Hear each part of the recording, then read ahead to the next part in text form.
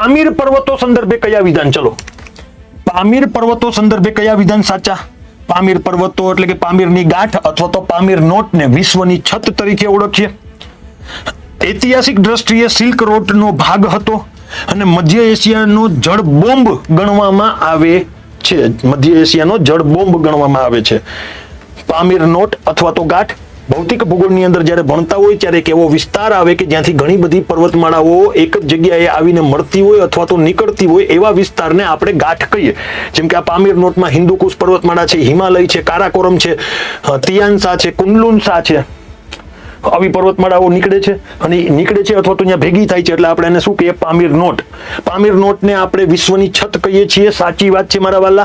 ઐતિહાસિક રીતે સિલ્ક રૂટનો ભાગ હતો ને માર્કો પોલોએ એની બુકમાં આનો ઉલ્લેખ કરેલો છે, એટલે બીજું સાચું છે. મધ્ય એશિયાનો જળ બોમ્બ તરીકે નહીં, જળ ટાવર તરીકે ગણાય, કારણ કે મધ્ય એશિયાના ઘણા બધા દેશ આ પામીર નોટની ઉપર આવેલા ગ્લેશિયરમાંથી નીકળતી નદીઓ ઉપર નિર્ભર છે, એટલા માટે એને શું કહીએ છીએ? ટાવર. તો યાદ રહી ગયું બધાને?